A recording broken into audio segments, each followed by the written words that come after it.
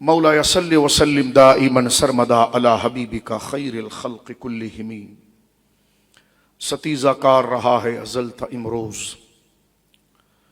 सतीज़ा car रहा है अज़ल था इमरोज़, चिराग़ मुस्तफ़वी से शिरार बूलहबी।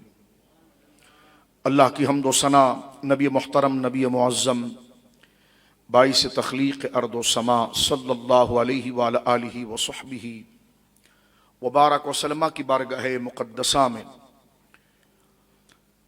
इंतहाई मोहब्बत व अक़ीदत के साथ दुरूद व सलाम पेश करने के बाद तमाम तारीफ़ अल्लाह वहदहु ला शरीक के लिए है। तो मैंने आपके सामने सूरतुल अनआम जो कुरान करीम का 8वां पारा है, इसकी आयत नंबर 151 और 152 अभी खुतबे में तिलावत की है। इस्लाम का मुकम्मल एक कानूनी दस्तूर इसमें जिक्र किया गया है। इसकी तरफ मुख्तसर वक्त में हम आगे बढ़ेंगे, लेकिन उससे पहले चंद बातें यहाँ पर अर्ज करना चाहूँगा। ये भी सूरतुल अनआम ही से है और यहाँ पर सूरतुल अनआम की आयत नंबर 20 से हम आगे बढ़ेंगे। यहूद को, क्योंकि ज़ाहिर सी बात है भारत की पुष्ट पर इसराइल था और भारत से हमारी मुराद वो इंतहा पसंद लोग हैं जो मकबूजा कश्मीर के उस मामले को एक इंतहा तक पहुंचाना चाहते थे, जबकि पाकिस्तान ने अपने बाजू को बिल्कुल कुशादा किया दोस्ती के लिए, इंसाफ के लिए, और इस बात को कह दिया कि दुनिया की किसी भी अदालत में, दुनिया के किसी भी मुनसिफ मुबस्सिर उसको बुला लिया जाए, तहकीक कर ली जाए और देख लिया जाए कि जो इंतहा पसंदी का वाक़या हुआ है, सबने मजम्मत की, हम भी मजम्मत करते, नहीं होना चाहिए, बेकसूर लोगों को नहीं मारना चाहिए, और देख लिया जाए कि इसमें किन लोगों का हाथ मुलविस है। कि पाकिस्तान इसमें है तो आप बात कीजिए, लेकिन आपने देखा कि मोदी की जुनूनी हुकूमत ने इस बेहतरीन तजवीज़ को रद्द किया। अगर वाकई में पाकिस्तान इसमें मुलविस था तो भारत फौरन इसको कबूल करता और सारी दुनिया के लोगों को अपने साथ मिलाकर ये इल्ज़ाम को साबित कर देता कि ये काम पाकिस्तान ने किया है। लेकिन पाकिस्तान ने आज़ाद कश्मीर के अंदर और दीगर मामलात पर बाहर तरक्की याफ्ता ममालिक के मुनसिफ मुबस्सिरीन और जो तहकीक करने वाले लोग हैं उनको बुलाकर सारी जगहों का मुआयना कराया और वो तमाम रिपोर्ट आपके सामने है और नविश्ता दीवार है कि कुफ्र ने भी ना चाहते हुए भी पाकिस्तान के इक़दाम को सराहा है। तो भारत ने एक बड़ी अच्छी एक गोया के मुनसिफाना तजवीज़ को रद्द किया और अपने ज़ौम के अंदर, अपने बनाए हुए अज़ाइम के अंदर उसने पाकिस्तान पर हमला कर दिया और मस्जिद पर हमला किया, बच्चों को मार दिया, बेगुनाह लोगों को उसमें शहीद कर दिया।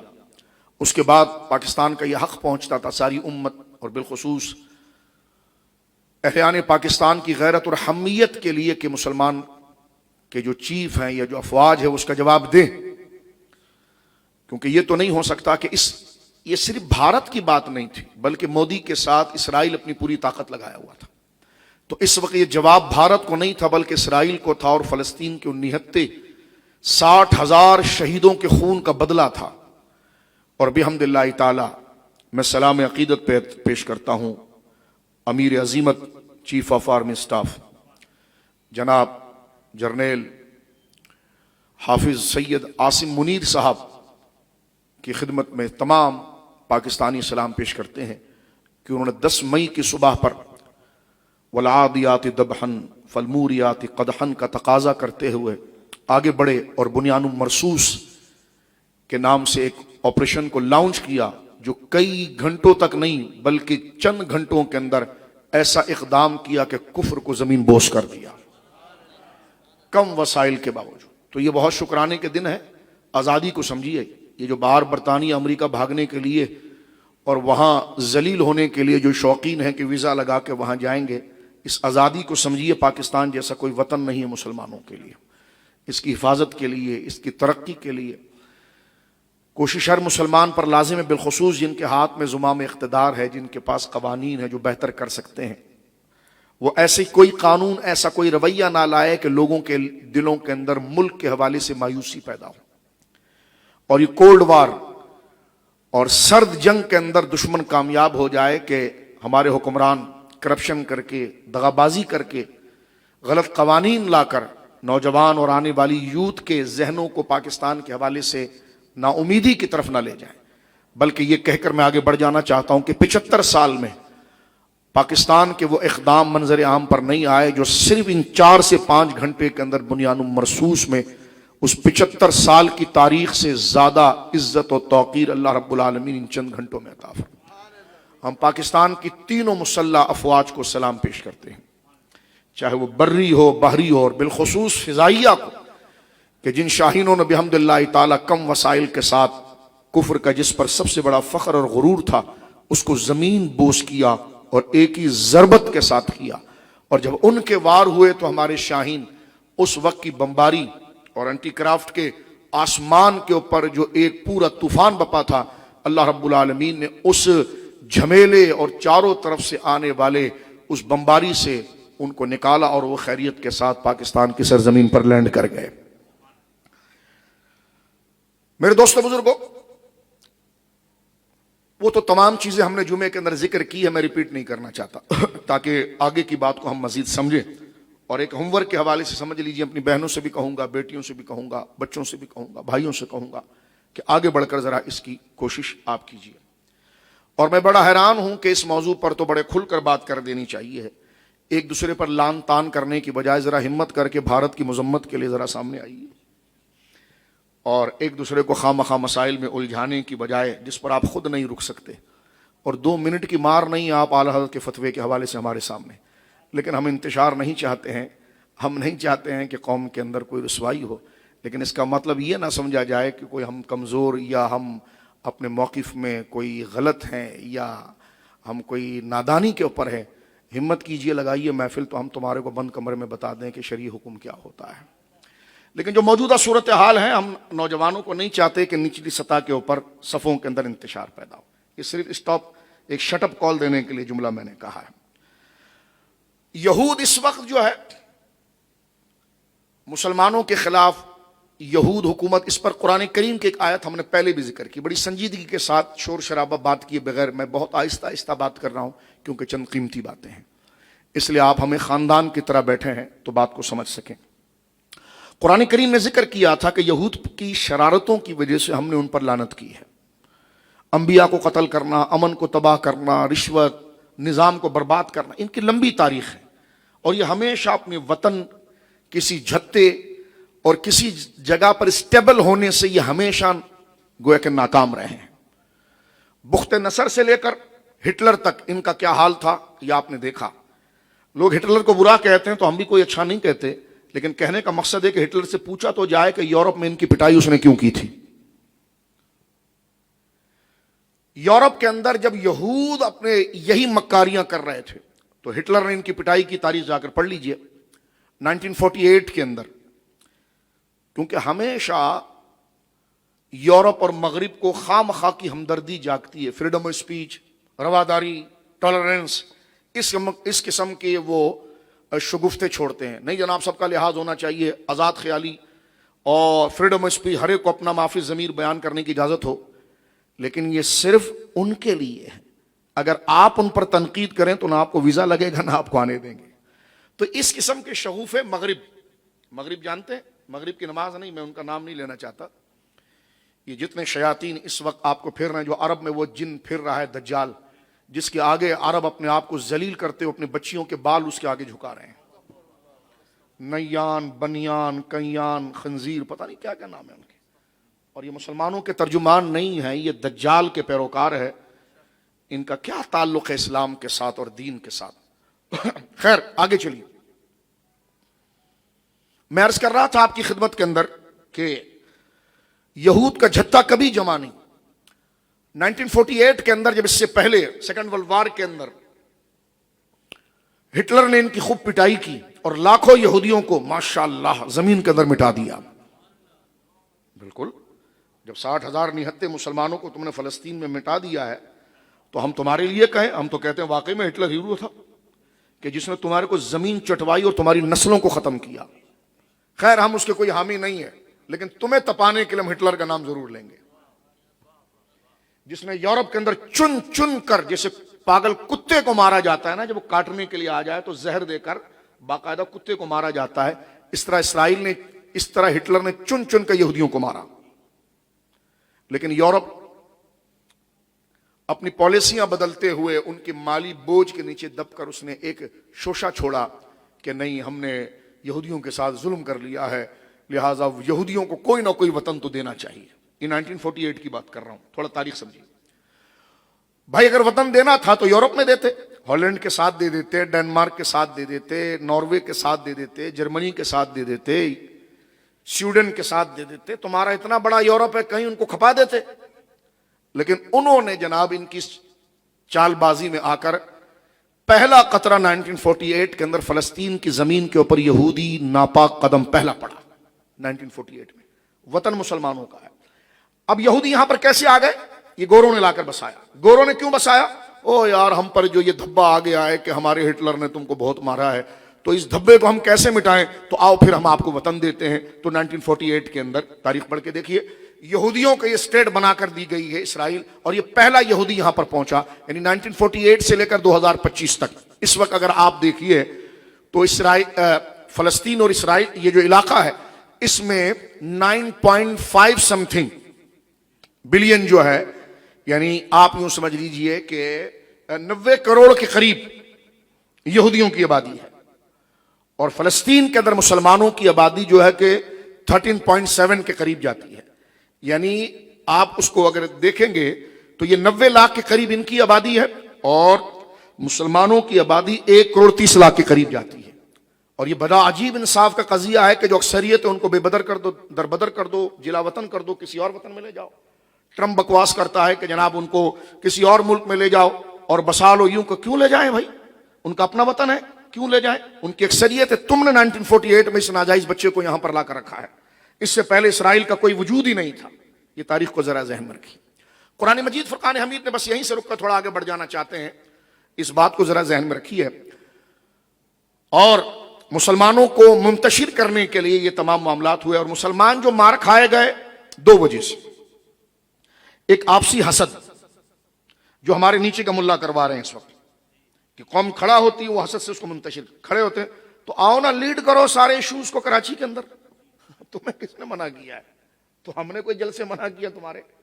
تم تو ایشو سے بھاگتے ہو کیونکہ تم کو امریکہ جانا ہوتا ہے، تمہیں سفر کرنے ہوتے ہیں۔ تو ہم نے کہا تم بھی ایک طرح سے نظام مصطفیٰ شروع کرو، ہم بھی آئیں گے، بیٹھیں گے، تقریر سنیں گے۔ تو اگر کوئی نہ کرے تو کوئی کرے تو صحیح نا۔ تو کون سا یہاں پیری مریدی ہو رہی ہے، یہ تنظیم بازی ہو رہی ہے؟ تو نہ سوشل میڈیا کا غلط استعمال کرو، اس کا قبر میں تمہیں حساب دینا پڑے گا جھوٹی تہمت کا۔ اور قبر تو دور کی بات ہے، یہ انجام اپنی زندگی میں دیکھو گے۔ ہم بد دعا نہیں کرتے، لیکن غلط تہمت لگانا کسی مسلمان کے اوپر، جھوٹی ایمانی تہمت لگانا، یہ حرام ہے۔ اب آپ سنیے میرے دوستو، تو یہود کی یہ حکومت وہاں انہوں نے قائم کی ہے۔ عرب اکثریت میں ہونے کے باوجود چھوٹے سے اسرائیل کو نہیں کنٹرول کر پایا۔ اس کی وجہ یہ کہ عرب کی 2 خرابیاں ہیں۔ اس کی وجہ یہ، عرب سے مراد وہ عرب نہیں جن کی تعریف قرآن و سنت میں ہوئی ہے، میں لالچی حریصوں کی بات کر رہا ہوں۔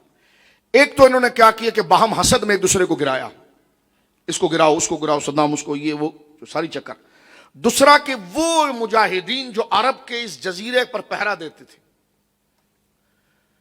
اور جہاد قیامت تک جاری رہے گا، ان مجاہدین سے انہوں نے اپنی گوروں کی لالچ کی بنا پر اپنے ہاتھ کو اٹھایا، اور ہاتھ اٹھانے کی وجہ سے جہاں مجاہدین اسلام جو اس خطے کی حفاظت پر مامور تھے ان کی سپورٹ چھوڑی، بلکہ ان کے خلاف طرح طرح کے پروپیگنڈے کیے، ان کے اوپر پابندیاں لگوائی۔ یہ 2 بنیادی غلطی تھی کہ جس کی وجہ سے یہود، اسرائیل ایک ناجائز بچہ ہے، یعنی یہ ایک ناجائز حکومت ہے۔ آپ سمجھ رہے ہیں ناجائز کس کو کہتے ہیں؟ اس کا دوسرا معنی آپ اردو میں اپنے روڑوں پر کہتے ہیں، نہیں کہنا چاہیے۔ وہ ایک ناجائز حکومت ہے، یہ جائز نہیں، اس کا کوئی باپ نہیں ہے۔ اس لیے کہ ان کا فلسطین سے کیا تعلق ہے؟ فلسطین مسلمانوں کی زمین ہے، ان کو تو 1948 میں یورپ سے اٹھا کر لا کر بسایا گیا ہے۔ سمجھ رہے ہیں بات؟ تو ایک ناجائز بچہ ہے وہ ان کا، اور اس خطے کے اوپر کنٹرول کرنے کے لیے، یہاں تک کہ مکہ مکرمہ اور یہاں تک آنے کے لیے یہ ساری چیزیں انہوں نے شروع کی۔ تو یہ مسلمانوں کی 2 غلطیاں تھیں، ایک آپس میں حسد میں ایک دوسرے سے لڑ کے ایک دوسرے کو کمزور کیا، اور دوسرا یہ کہ مجاہدین جو تھے ان کے راستوں کو روکا، جس کی تباہی یہ ہے۔ اور میں ایک بات اس حوالے سے تناظر میں آخری یہ کہوں گا، غزہ اس وقت 34 کلومیٹر پر محیط ہے۔ کتنا جی؟ 2 شیطانی سپر پاور خود کو کہنے والی 34 کلومیٹر پر، کہ کتنا چھوٹا سا علاقہ ہے 34 کلومیٹر۔ امریکہ برطانیہ اپنی پوری طاقت کے ساتھ کھڑا ہے اور انہوں نے کہا تھا یہ 1 ہفتے کی مار ہے. 19 مہینے ہو چکے ہیں وہاں پر مجاہدین کھڑے ہوئے ہیں 34 کلومیٹر. یہ نہیں ہے کہ جناب کوئی وہ ملک کوئی لاکھوں کلومیٹر کا ہے یا وہ علاقہ ہزاروں کلومیٹر کا ہے. تو جب نیت صالح ہوتی ہے 34 کلومیٹر آپ اندازہ لگائیے. کراچی سے مختصر وہ علاقہ ہے سراؤنڈنگ مربع کے اعتبار سے, لیکن 19 مہینے ہو گئے اور انہوں نے جو اسرائیل کے لوگوں کو قیدی بنایا ہوا ہے اپنے انصاف کے لیے, اور مارا نہیں ان کو بڑی طریقے سے رکھا ہے, آداب و اخلاق کے ساتھ رکھا ہے, صرف اس لیے کہ ہماری بات سنی جائے.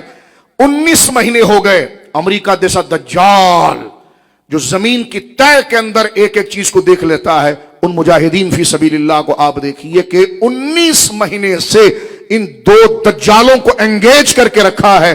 تباہی اتنی ہو چکی ہے, 60,000 لوگ شہید ہو چکے ہیں, لیکن امریکہ اور برطانیہ اور اسرائیل اس ہدف پر نہیں پہنچ پائے جہاں پر حماس کھڑا ہوا ہے. اصل میں تو یہ جیت ہے انہی لوگوں کی جو نہتے تھے. یہ اسلحے کا آدھا دے دیں تو جناب یہ پورے عرب پر کو فتح کر لیں. اسرائیل دم دبا کے بھاگے, امریکہ بھاگ جائے. ایک نہتے کو آپ مار رہے ہیں, لیکن وہ نہتوں کے عزم ایسے ہیں کہ یہ آپ کے ذہنوں کے اندر ہمدردیاں, یہ روشنیاں میرے بھائی بہنوں فلسطین کے حوالے سے ہونا ضروری ہے. یہود کیوں کہ اب آج کے موضوع کی طرف, یہود کیوں؟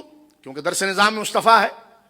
ہم زمین کے نیچے کی بھی بات کرتے ہیں, آسمان کے اوپر کیا ہوگا یہ بھی بات کرتے ہیں, لیکن جو اس وقت زمین کے اوپر کیا ہو رہا ہے اس کو بھی آپ کو صحیح تناظر میں سمجھنا میرے دوستوں بزرگوں ضروری ہے. یہود جو ہیں وہ شروع سے جناب رسول اللہ کے ساتھ بغض رکھنے والے ہیں. ان کی طبیعت یہ تھی, ان الذین یکفرون بآیات اللہ ویقتلون النبیین بغیر حق ویقتلون الذین یأمرون بالقسط فبشرهم بعذاب علیم. اللہ نے فرما دیا کہ یہ وہ ہیں جنہوں نے اللہ کی نشانیوں کا انکار کیا. کون؟ حضور. حضرت موسیٰ نے کہا تھا حضور تشریف لائیں گے, حضرت عیسیٰ نے کہا تھا حضور تشریف لائیں گے, حضرت داؤد نے کہا تھا حضور تشریف لائیں گے. حضور کا انکار کیا, اور حضور علیہ السلام کا انکار تو اپنے دور میں کیا, لیکن جب وہ انبیاء داؤد علیہ السلام اور دیگر انبیاء اپنے دور میں موجود تھے انہوں نے ان کی بھی مخالفت کی. اور یہاں تک کہ ان انبیاء کے نائبین جتنے نبی تھے ایک ایک دن کے اندر درجنوں نبیوں کو قتل کیا. ان نبیوں کا قصور کیا تھا؟ وہ کہتے تھے شراب نہیں پو, وہ کہتے تھے رشوت نہیں لو, وہ کہتے تھے بھائی انصاف کے اندر چھوٹے بڑے کا فرق نہیں ہوتا ہے, جو غلط ہے وہ غلط ہے. تو یہ نہیں ہو سکتا کہ تم وڈیرے کے لیے کوئی اور قانون بناؤ اور غریب کے لیے کوئی اور قانون بناؤ.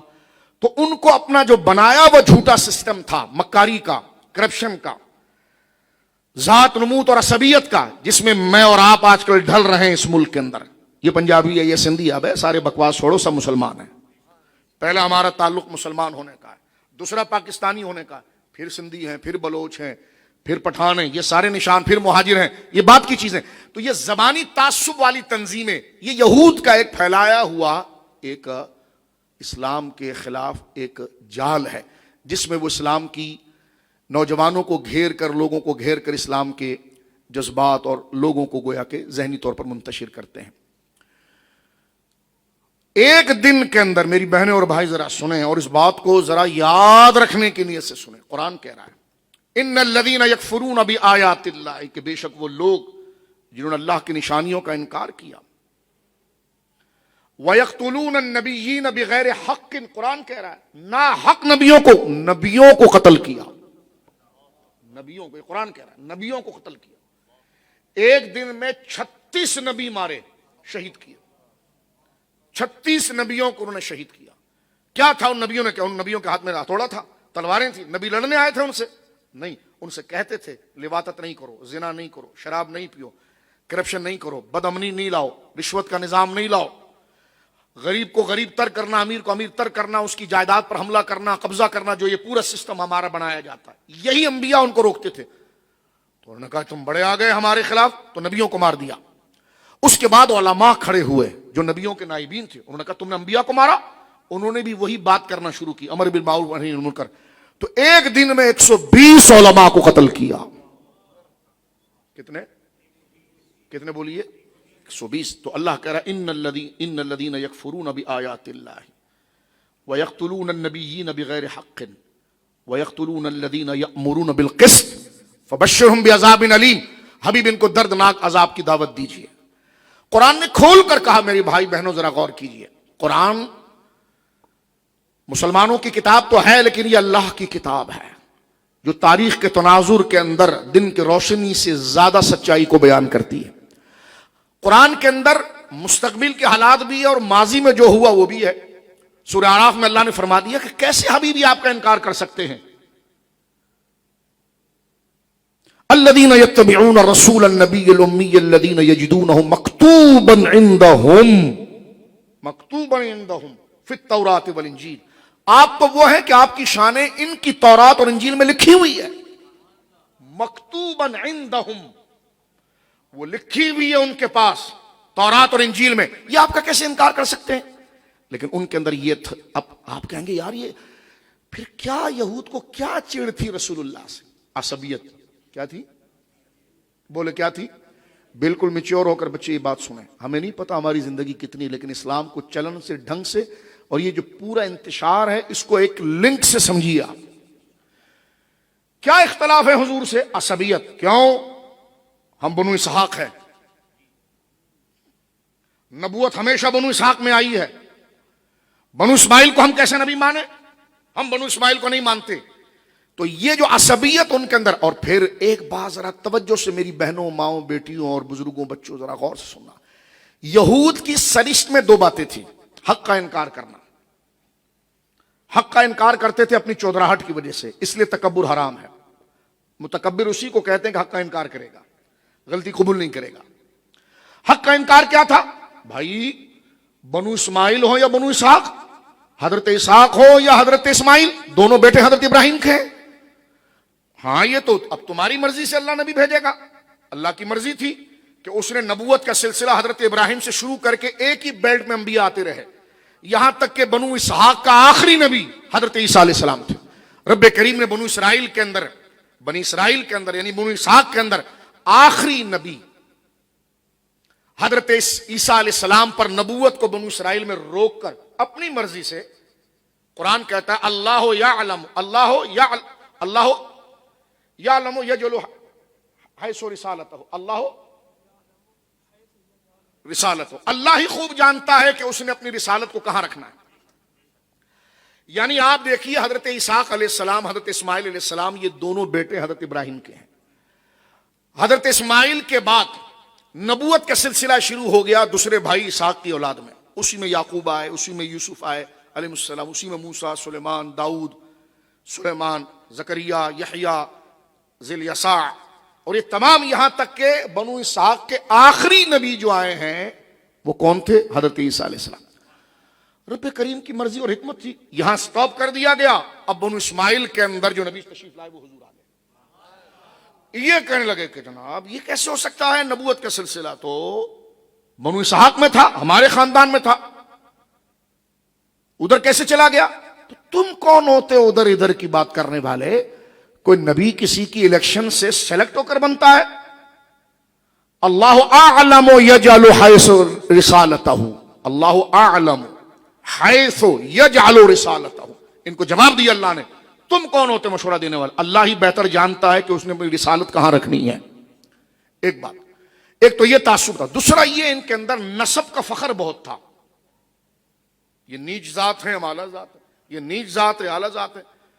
اسلام نے ان کے سر پر ہتھوڑا مار کے کہا کوئی نیچ نہیں ہوتا، ان اکرمکم عند اللہ اتقاکم، عزت والا وہی ہے جو اللہ سے ڈرنے والا، شریعت پر چلنے والا ہے، اگر وہ تمہارے خاندان کا نبی ہو۔ اس لیے رسول اللہ نے اس مضمون کو بیان کرتے ہوئے ارشاد فرمایا کہ کل تقی و نقی فہو علی، فرمایا میری امت کا ایک شخص چاہے موچیوں میں پیدا ہوا ہو اور وہ میری شریعت پر چلنے والا ہو، قیامت کے دن میری اولاد میں اٹھے گا۔ یہ میں نے ضمن ایک مثال آپ کے سامنے فرمایا کل تقی و نقی فہو علی، رسول اللہ نے فرمایا جو میرے دین پر عمل کرنے والا ہوگا وہ قیامت میں میری اولاد میں اٹھے گا۔ اور بات بھی سمجھ میں آتی ہے، اگر آپ کوئی تنظیم بنائے، آپ کا بیٹا کام نہ کرے لیکن عام برادری کے شخص کام کرے تو آپ لیڈر ہے، پیار کس سے کریں گے؟ اس بندے سے جس نے کام کیا۔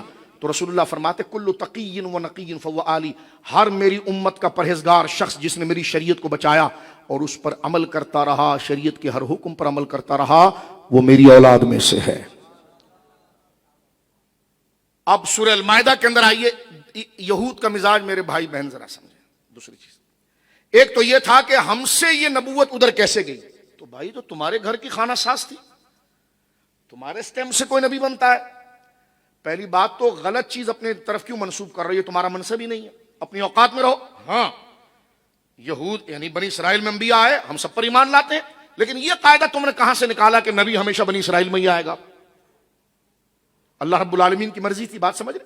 اب اللہ رب العالمین نے بنو اسحاق سے بنو اسماعیل کی طرف حضور کو روانہ فرمایا، اور بنو اسرائیل ہو یا بنو اسحاق ہو یا بنو اسماعیل ہو، تمام کو مجموعی طور پر لے کر خاتم النبیین جناب رسول اللہ ہو گئے. اب نہ بنو اسحاق میں کوئی آئے گا، نہ بنو اسماعیل میں کوئی آئے گا، وہ جناب رسول مکرم صلی اللہ علیہ وسلم پر نبوت ختم ہو گئی. ایک یہ تھا.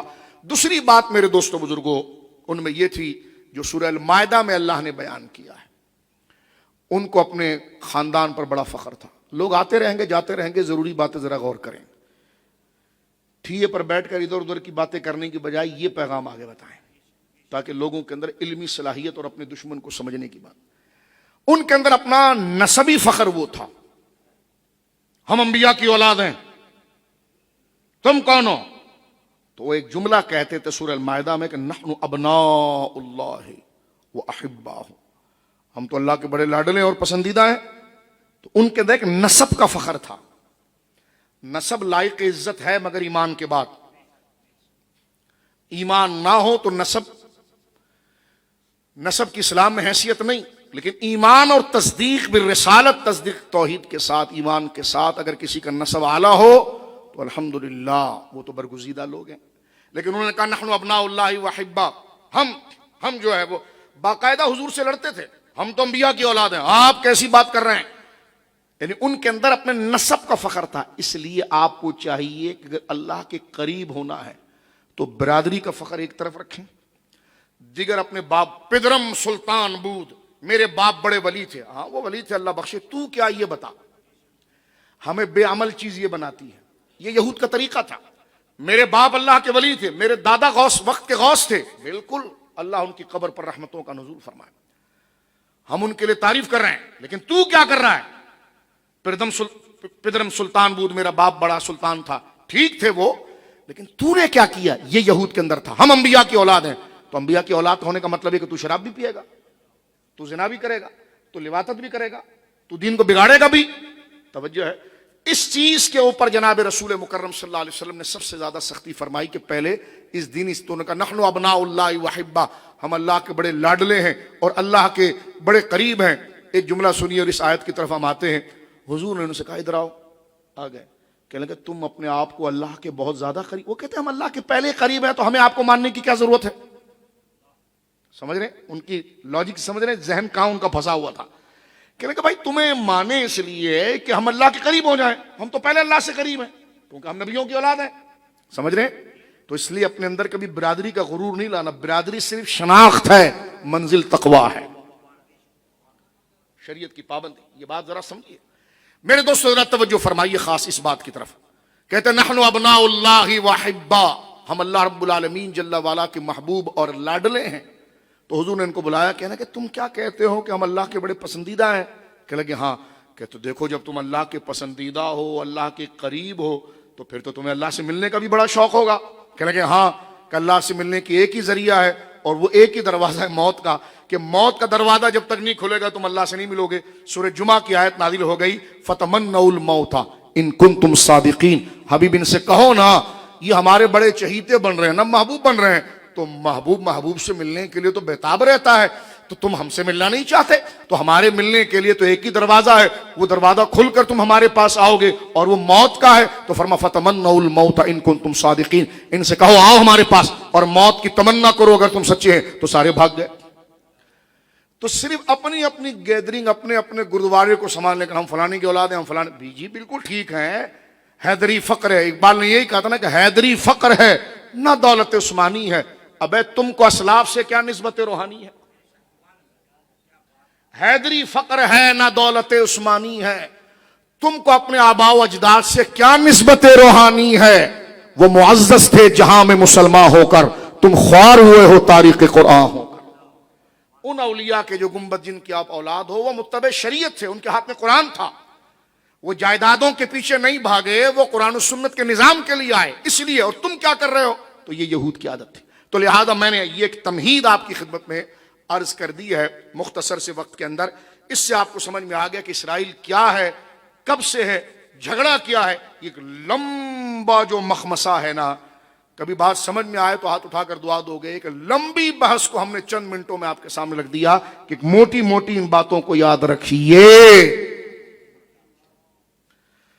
اب آئیے اسی مضمون کی طرف میرے بھائی بہنوں کی میں توجہ چاہوں گا, اور آپ کے چہرے فکری ہیں, آپ درس نظام مصطفیٰ میں آتے ہیں فکر لینے کے لیے, میں اور آپ, اور پھر اس کو عام کرتے ہیں اسی جذبے کے ساتھ. حضور نے فرمایا علیہ الصلوۃ والسلام, ہمارے آقا ہم سے کیا امید لگاتے ہیں. میری بہنیں سنیں, میری بیٹیاں سنیں, میرے بزرگ سنیں, بچے سنیں. رسول اللہ ہم سے کیا امید لگاتے ہیں. حضور سید عالم کہتے ہیں کہ میرا مومن غلام اپنی تلوار سے بھی میرے دین کی حفاظت کرتا ہے اور اپنی زبان سے بھی کرتا ہے. اپنے فکر کو پاکیزہ کیجئے. وقت اگر آئے تو انشاءاللہ افواج پاکستان کے ساتھ شانہ بہ شانہ لگا کر, چاہے اسرائیل کو گرانا ہو یا مودی کا جنازہ نکالنا ہو, یہ 25 کروڑ عوام الحمدللہ مسلح افواج کے ساتھ کھڑی ہے. اگر یہی فرض ہماری غیور اور شیر دل افواج بغیر ہمیں زحمت دیے ہوئے, ہم تو رات کو بستروں میں سو رہے ہیں اور وہاں جوان جا کر آسمانوں کے اوپر آ کر کفر کو زمین بوس کر رہے ہیں. اللہ ساری امت کی جانب سے افواج کو اور فضائیہ کو اعلیٰ جزا عطا فرمائے کہ ہم اپنی گلیوں میں مزے کر رہے ہیں, اور وہ گویا کہ اس موت کے منہ میں جا کر اسلام کی سربلندی کے لیے اور ہمارے امن کے لیے اور پاکستان کی بقا کے لیے, حق کی سربلندی کے لیے کوشاں ہے. لیکن اگر انہوں نے وہ فریضہ ادا کیا اسلحہ لے کر, تو میرا اور آپ کا اپنی اسکول میں, اپنے کالج میں, اپنے مدرسے میں, اپنی گلیوں میں, اپنے کارخانوں میں, اپنے گرد و نواح میں ہماری ذمہ داری کیا ہے کہ میرا مومن غلام 2 طریقے سے میری حفاظت کرتا ہے, ایک تلوار کے ذریعے, ایک زبان کے ذریعے. تو کم سے کم اپنے فکر کو ہم درست کر کے یہاں سے پیغام لے کر اٹھیں, اور زبان کے ذریعے چائے کی دکان پر, پان کی دکان پر, کارخانوں میں, اسکولوں میں, کالجوں میں, یونیورسٹیوں میں, گلیوں میں, نکڑ پر یہ باتیں پھیلائیں تاکہ فلسطین کی قضیہ لوگوں کو سمجھ میں آئے, اور یہ ایک انقلاب کی صورت کھڑی ہو کہ جو حماس نے بنیاد لگائی ہے, پوری دنیا سے طوفان اٹھے اور اسرائیل کو ایسے بہا دے جیسے ایک سمندر تنکے کو بہا کر نکال دیتا ہے. یہ پیغام, یہ رسمی جلسے نہیں ہوتے جس کو پیغام ہے فلانے کے جلسے میں نہیں جاؤ, فلانے کے جلسے میں نہیں جاؤ. تو میں نے کب کہا ہم پکڑ کے گھر سے لا رہے ہیں نہیں جاؤ, فلانا نہیں جاؤ. تو میں نے کہا تم اس موضوع کا ایڈریس کرو, ہم آ کے سنیں گے, بالکل قدموں میں بیٹھ کے سنیں گے. یہ کیا بکواسیں لگائی ہے, فلانے نہیں جانا, فلانا نہیں جانا. تو ہم نے کب آپ کو کہا ہے, یہاں ہم نے کون سی جھوٹی کرامت یہاں گھڑی ہے کہ یہاں پر آنے سے آپ کو یہ مل جائے گا. ہم نے کہا کوئی کرامت ہمارا تو نہیں گھڑی ہے, قرآن کھولا ہے, جس نے آیا تو سر آنکھوں پر آئیں, بیٹھیں, تشریف رکھیں, سارے بھائی بہنیں خاندان کی طرح بیٹھیں, قرآن کو سنیں, اللہ کے دین کی یاد کو تازہ کریں, دماغ اور دل سے گندگی کو ختم کریں, اور اس کے بعد ماں حضر طعام کھائیں, اور جب یہاں سے نکلیں تو تازہ روح کے ساتھ نکلیں, خدا کی توحید اور نبی کی رسالت پر کامل بھروسے کے ساتھ نکلیں. میرے دوستوں بزرگوں, اب آپ دیکھیے اسی تناظر میں کہ یہود حضور کو کیسے جانتے تھے. اب یہ میں سورۃ الانعام, سورۃ البقرہ میں بھی اس کا ذکر ہوا ہے, سورۃ الانعام اللہ فرمایا الذین آتیناہم الکتاب یعرفونہ, یہ حضور کو جانتے تھے پھر بھی انکار کرتے تھے.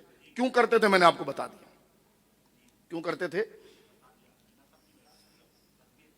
عصبیت کے, یہ کام تو ہمارا تھا, تم کہاں سے آ گئے, تو تم کر لو نا, کسی نے روکا ہے آپ کر لیں. تو اب آپ دیکھیے کہ ایک عصبیت کی بنا پر پدر سلطان بود, میں نے کہا بالکل سلطان بود, لیکن تو کیا ہے. توجہ ہے آپ کی, صرف وہی سودا بیچنا ہے باپ کا, یا خود بھی کچھ کر کے دکھانا ہے. وہ تو کر گئے اور انجام کو پا گئے, جو تیری زندگی اس کا جواب تو قرآن و سنت کے تحت کیا دے گا. بات سمجھ میں آ رہی, اپنے آپ کو میچر کریں اور آگے کی سوچیں. اس وقت حملہ آپ کے سر اور دین اور اسلام پر ہے. ٹولیوں میں نہ بٹیں, شریعت کے نظم کو صحیح تناظر کے اندر سمجھیں. توجہ ہے, جب اسلام پر بات آتی ہے اور اشتراکات ہوتے ہیں تو اعلیٰ حضرت خود اپنے بیٹے حجت الاسلام کو کہتے ہیں کہ جاؤ وہاں پر اور اہل سنت کی ترجمانی کرو.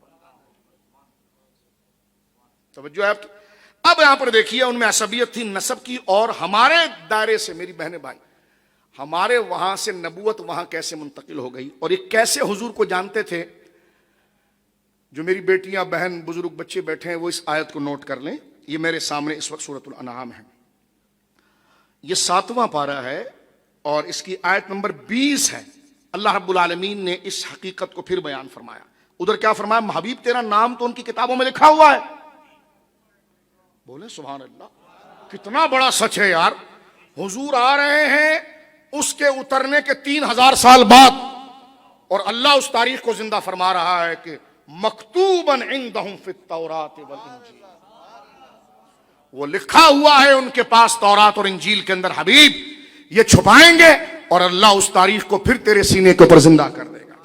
دیکھیے اب یہ آیت نمبر 20 کا آپ ذرا مطالعہ کیجئے. فرمایا کہ الذین آتیناہم الکتاب, الذین آتین, مولانا کو بٹھا دیجئے ایک جگہ پر تسلی سے, بٹھا دیجئے پکڑ کے ہاتھ سے بٹھا دیجئے, بیٹھ جائیے, بٹھا دیجئے. آیت نمبر 20 ذرا توجہ کیجئے حضور سید عالم کے بارے میں.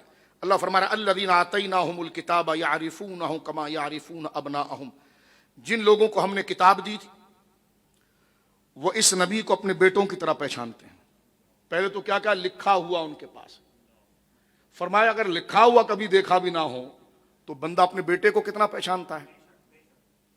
کہ بار بار اس کا ڈومیسائل اٹھا کر چیک تو نہیں کرتا ہے کہ میرا بیٹا ہے کہ نہیں, بار بار اس کا برتھ سرٹیفکیٹ تو نہیں چیک کرتا, بلکہ بیٹے کو کیسے جانتا ہے؟ جیسے اپنے ہاتھ کو جانتا ہے کہ یہ ہاتھ ہی ہے, ٹانگیں نہیں ہیں, یہ انگلیاں ہی ہیں, یہ بال نہیں ہیں. بندہ اپنی اولاد کو کیسے جانتا؟ ذرا توجہ کرو. اللہ کتنے قریب لا کر یہود کو بتا رہا ہے کہ کیا ظلم کر رہے ہو. فرمایا حبیب الذین آتیناہم الکتاب, یہ جو اہل کتاب ہے یہود و نصارہ, یعرفونہ کما یعرفون ابناءہم, اتنے قریب آ کر تجھے جانتے ہیں جتنے یہ اپنے بیٹوں کو جانتے ہیں, جتنے اپنے بیٹوں کو جانتے ہیں. الذین خسروا انفسہم وہم لا یؤمنون, جن لوگوں نے اپنی جانوں پر نقصان ڈالا سو وہ ایمان نہیں لائیں گے. اس آیت سے یہ مسئلہ واضح ہو گیا. اب آپ دیکھیں مسلمانوں کا ایسا دعویٰ نہیں ہے مسجد اقصیٰ دے دیں شاہ صاحب. میں نے کہا مسجد اقصیٰ ہے, مسجد حبیبیہ نہیں ہے کہ دینے لینے پر ہم تیار ہو جائیں. یہ مسجد اقصیٰ ہے, اس کا مالک نہ کوئی برادری ہے نہ جائیداد ہے, اس کے مالک اللہ اس کے رسول ہیں, اور رسول کے مزار پر جانے کے بعد اس کے مالک امت ہے. یہ اتنا ٹکڑا نہ کسی چارٹر میں تقسیم ہو سکتا ہے, نہ کسی انسان کے بنائے ہوئے قانون میں ہو سکتا ہے. ساری زمین پر کمپرومائز ہو سکتی ہے, مسجد الحرام پر نہیں ہو سکتی, مسجد اقصیٰ پر نہیں ہو سکتی. کیونکہ ہمارے نبی امام القبلہ نہیں ہے, امام القبلتین ہیں, دو قبلوں کے امام ہیں. درود تاج میں نہیں بنتے. امام قبلتین کا معنی کیا ہے کہ وہ بھی ہمارے نبی کا ہے, یہ بھی ہمارے نبی کا ہے. ہمارے نبی امام القبلہ نہیں, امام القبلتین ہیں, دو قبلوں کے امام ہیں. مسجد الحرام ہو تو اس کا بھی مالک اور سردار مصطفیٰ ہے, مسجد اقصیٰ ہو تو اس کا بھی مالک اور سردار مصطفیٰ ہے.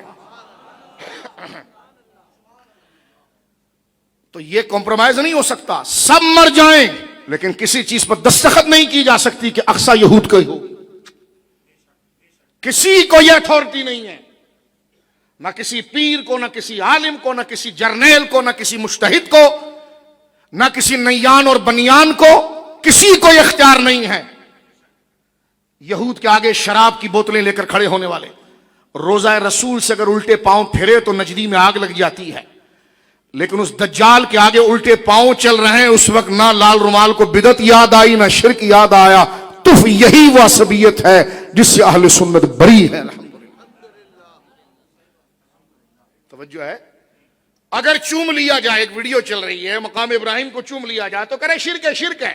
تو میں نے کہا اس دجال کے جو کندھے تم چوم رہے تھے, وہ جو دیو آیا ہوا ہے لال شیطان, اس کو تم چوم رہے ہو, تو شرم نہیں آتی تمہیں کہ کیا قوانین ہے؟ کہاں ہے وہ اخرس یہود کے ملا؟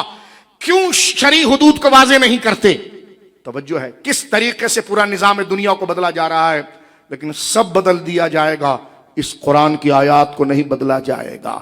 اس پر گرد نہیں آ سکتی, یہ تمام چیزوں کو پھر زندہ و جاوید کرے گا. فرمایا حبیب یہ تجھے جانتے ہیں ایسے جیسے اپنے, بولی اپنے.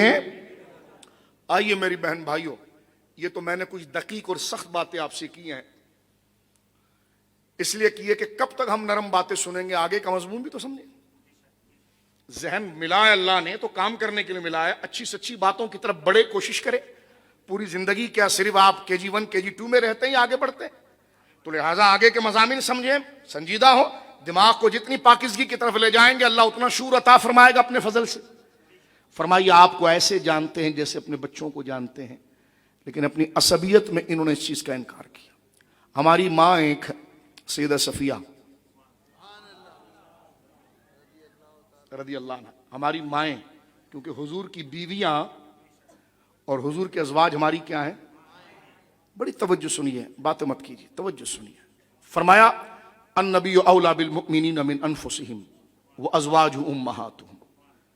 سورہ احزاب میں اللہ نے فرمایا میرے بچوں غور سے سنو، جو اسکول کے بچے بیٹھے ہیں یونیورسٹی میں، النبی اولا بالمؤمنین من انفسہم، ہمارا رب کہتا ہے ہمارے مصطفیٰ کریم کے بارے میں صلی اللہ علیہ وسلم کہ یہ نبی تمہاری جانوں سے بھی تم سے زیادہ قریب ہے۔ ماں باپ تو رہ گئے پیچھے، یعنی جو تمہارے قریب سے مراد کیا ہے؟ بندہ، یعنی بندہ اپنے آپ کو بچانا چاہتا ہے مشکل سے، پریشانی سے، اور جو اس کی قریب ہوتا ہے وہ اس کی پناہ لیتا ہے۔ اللہ نے فرمایا سارا قرب چھوڑو، جان ہی تو اصل ہے نا، یہ نبی اس سے بھی زیادہ تمہارا مہربان ہے۔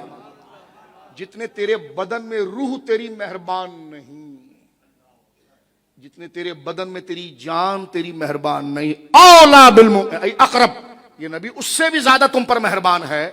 اور فرمایا وازواجہ امہاتہم، اور اس نبی کی جو بیویاں ہیں وہ تمہاری ماں ہیں۔ بولو سبحان اللہ۔ سیدہ خدیجہ پاک سے لے کر آخر تک حضور کے حبالہ عقد میں اور حریم ناز میں، اس حبالہ مقدسہ میں جتنی ہستیاں تشریف لائیں وہ سب ہماری کیا ہیں؟ مل کر کہیے کیا ہیں؟ بولیے، ہماری مائیں ہیں۔ ہماری ایک ماں ہے سیدہ صفیہ، وہ بنو اسرائیل سے تھی، وہ ہوئی ابن اخطب کی بیٹی تھی، وہ یہودی تھا۔ تو سرکار دو عالم صلی اللہ علیہ وسلم نے ایک دفعہ ہماری ماں سے پوچھا، یعنی اپنی زوجہ محترمہ سے، کیا کہتے تھے تمہارے گھر والے میرے بارے میں؟ کیونکہ قرآن تو کہتا ہے مکتوبًا عندہم فی التوراۃ والانجیل، ہے کہ میں تو لکھا ہوا ہوں ان کی کتابوں کے اندر، تورات اور انجیل کے اندر۔ اور اے صفیہ سنو میری بات، قرآن تو کہتا ہے کہ یہ اپنے بیٹوں سے بھی زیادہ مجھے جانتے ہیں۔ تو سیدہ صفیہ مسکرا کر ہماری ماں کہے لگی ہاں ہاں، میرے چچا اور میرے باپ یہی بات کرتے تھے کہ وہی ہے، اور کہتے تھے ہاں وہی ہے، پگڑی بھی ویسی ہے، داڑھی شریف بھی ویسی ہے، انداز بھی وہی ہے، تعلیم بھی ہے وہی۔ پھر دوسرے سے مانیں گے نہیں لیکن ہم، اس لیے کہ ہم یہود ہیں، ہم آل اسحاق ہیں ہم۔ تو حضور سید عالم صلی اللہ علیہ وسلم فرمایا کہ صفیہ یقیناً تیرے خاندان کے وہ لوگ بغض میں مارے گئے، یہ تو اللہ کا فضل تھا، ذالک فضل اللہ یؤتی من یشاء۔ توجہ ہے۔ اب اسی تناظر میں جو ہماری ماں حضرت سیدہ صفیہ سے سوال ہوا نا، میں اس وقت بخاری شریف پڑھنے جا رہا ہوں۔ بخاری شریف کی حدیث نمبر ہے 3329۔ حدیث سنیے، میں آپ کے سامنے پڑھتا ہوں۔ ابھی تک تو ہم نے قانون پڑھے ہیں، اب دو تین پیاری پیاری باتیں آپ کے سامنے پڑھتا ہوں، مزید ذرا سنیے جس سے آپ کہ یہود میں عصبیت کتنی ہے۔ حضرت عبداللہ بن سلام کو یہ خبر پہنچی، وقت مختصر ہے اس لیے میں صرف ترجمے پہ اکتفا کرتا ہوں۔ حضرت عبداللہ بن سلام کو یہ خبر پہنچی، عبداللہ بن سلام حضور کے صحابی ہیں، اور یہ یہود کے کبائر علماء میں سے تھے، اور یہ حضرت یوسف علیہ السلام کی اولاد میں سے تھے، یعنی سادات میں سے تھے، یہ حضرت یوسف کی اولاد میں سے تھے، حضرت عبداللہ بن سلام رضی اللہ۔ حضرت عبداللہ بن سلام کو خبر پہنچی، یہ بخاری کی پوری حدیث پڑھ رہا ہوں، نبی کریم علیہ الصلوۃ والسلام مدینہ تشریف لے آئے ہیں، کیونکہ آپ مدینے میں تھے حضرت عبداللہ بن سلام۔ تو وہ آپ کے پاس آئے اور کہا میں آپ سے 3 چیزوں سے متعلق سوال کروں گا جن کو نبی کے سوا کوئی نہیں جانتا۔ حضور نے فرمایا بتاؤ۔ فرمایا قیامت کی پہلی علامت کیا ہے؟ پہلا سوال، اہل جنت کو پہلے کون سا کھانا کھلایا جائے گا؟ دوسرا سوال، اور کس چیز کی وجہ سے بچہ اپنے باپ کے مشابہ ہوتا ہے؟ اور کس چیز کی وجہ سے بچہ اپنے ماموں کے مشابہ ہوتا ہے؟ بچہ تو ایک ہی ہے، کبھی ماں کی طرف ڈھلک جاتا ہے چہرے کی رنگت، کبھی باپ کی، سراسر میڈیکل کا شعبہ۔ اب وہ لوگ جو کہتے ہیں انتم عالم بامور دنیاکم، حضور کو دنیا کا علم نہیں ہے، تو میں نے کہا سوال سارے دنیا کی ہی ہیں۔ اس کا نہ غسل سے تعلق ہے، نہ قرات سے تعلق ہے، نہ تجوید سے تعلق ہے، نہ داڑھی سے تعلق ہے، نہ وضو کے مسئلے. کہ بھائی ایک بچہ ماں کے پیٹ میں ہے، کبھی اس کی شکل ددیال کی طرف چلے جاتی ہے، کبھی ننیال کی طرف چلے جاتی ہے، اس کا نبوت سے کیا تعلق ہے؟ توجہ ہے. لیکن اللہ نے جس امت پر مصطفیٰ کو بھیجا ہے، رب جب کسی امت کی طرف جس نبی کو بھیجتا ہے تو اس امت کے ذہن کی جتنی وسعت ہوتی ہے اس تمام کی کمانڈ اس نبی کو دیتا ہے. تو اس امت نے تو چاند تک پہنچنا تھا، سمندر کی گہرائی تک پہنچنا تھا، اور باریک سے باریک چیز کا ادراک کرنا تھا. یہ امت ساری امتوں میں سب سے زیادہ ذہین تھی، اس لیے اس امت کا نبی بھی سارے نبیوں میں سب سے بڑا عالم ہوا.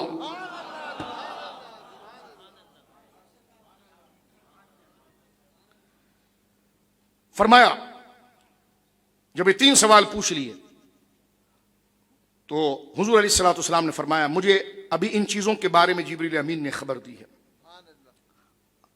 عبداللہ نے کہا فرشتوں میں وہ یہودیوں کا دشمن ہے، کیونکہ یہودی دشمنی رکھتے تھے. حضور علیہ الصلوۃ والسلام نے فرمایا قیامت کی پہلی علامت ایک آگ ہے. اللہ اکبر، الیاذ باللہ. قیامت کی پہلی علامت ایک آگ ہے جو لوگوں کو مشرق سے مغرب کی طرف جمع کرے گی، اور اہل جنت کو جو سب سے پہلا کھانا کھلایا جائے گا وہ مچھلی کے جگر کا ٹکڑا ہوگا.